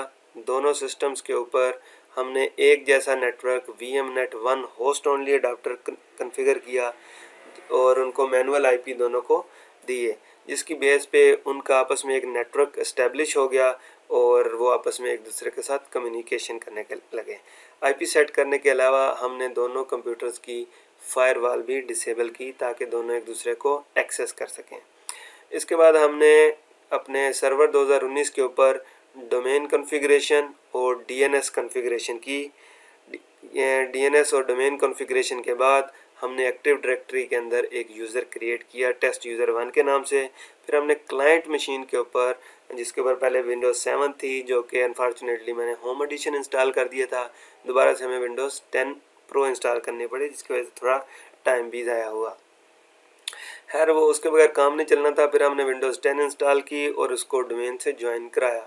डोमेन ज्वाइन कराने के बाद हमने उसको डोमेन के यूज़र से लॉगिन करवा के डोमेन के साथ उसकी कनेक्टिविटी टेस्ट की, जो कि परफेक्ट रही। इसके बाद हमने ग्रुप पॉलिसी देखी कि ग्रुप पॉलिसी क्या होती है और ग्रुप पॉलिसी किस तरह से हमारे काम आसान बना देती है, किस तरह बहुत सारे कंप्यूटर्स पे करने वाला काम बैक वक्त हम ग्रुप पॉलिसी से एक सेटिंग बना के सब कंप्यूटर्स के ऊपर एक साथ अप्लाई कर सकते हैं। इसके बाद हमने फ़ाइल सर्वर का ओवरव्यू देखा कि किस तरह से फ़ाइल सर्वर क्या होता है और इसके क्या फ़ायदे हैं, इसको किस तरह से कॉन्फ़िगर करते हैं और इसके अंदर किस तरह से हम कोटाज डिफ़ाइन करते हैं। फिर हमने टेस्ट यूज़र के लिए एक कोटा डिफ़ाइन किया और उसका शेयर भी बनाया और उसके ऊपर परमिशन दे के यूज़र के कंप्यूटर के ऊपर उसको मैप करवा के टेस्ट किया। दोस्तों ये तो था beginners course for Windows server 2019 उम्मीद करता हूँ आपको इससे काफ़ी हेल्प मिली होगी और आप एक अपना लैब इन्वायरमेंट बनाने में कामयाब हो गए होंगे इसके साथ ही, और अपनी लर्निंग स्टार्ट कर दी होगी आपने। दोस्तों, अगर वीडियो अच्छा लगे तो वीडियो को लाइक करें, क्योंकि लाइक बिल्कुल फ्री है और हमें यही फ़ायदा होता है। इसी से हमारी हौसला अफजाई होती है कि हम मज़ीद इस तरह के अच्छे एडवांस लेवल के कोर्सेज़ आपके लिए बनाएं और आप सीख सकें। तो वीडियो अच्छा लगे वीडियो लाइक कीजिए, वीडियो को दोस्तों के साथ शेयर कीजिए, चैनल को सब्सक्राइब कीजिए और हो सके तो चैनल को भी दोस्तों को रिकमेंड कीजिए कि यहाँ पे अच्छा मटेरियल नेटवर्किंग का मिलता है, ताकि ज़्यादा से ज़्यादा हमारे सब्सक्राइबर हों और हमें इस चीज़ की बड़ी खुशी होती है। दोस्तों, किसी भी चीज़ की अगर समझ ना आई हो या मेरे से कोई गलती कुताही हो गई हो कोर्स के अंदर, तो कमेंट सेक्शन के अंदर मुझे ज़रूर बताइएगा। गलती मैं बिल्कुल एक्सेप्ट करता हूँ, मैं बिल्कुल माइंड नहीं करूँगा। अगर आपको कोई चीज़ इसमें से ख़राब लगी है या आप समझते हैं कि सही नहीं बताई, तो इसमें मुझे एक फ़ीडबैक ज़रूर दीजिएगा, मैं उसको नेक्स्ट टाइम पूरा करने की कोशिश करूँगा। इसके अलावा अगर आपका कोई और भी क्वेश्चन हो या किसी और टॉपिक पे आप चाहते हैं कि उस पर वीडियो बनाया जाए, तो मुझे फ़ीडबैक ज़रूर अपना कमेंट सेक्शन में दीजिएगा, मैं उसको फुलफ़िल करने की कोशिश करूँगा। Thank you very much. अल्लाह हाफिज़।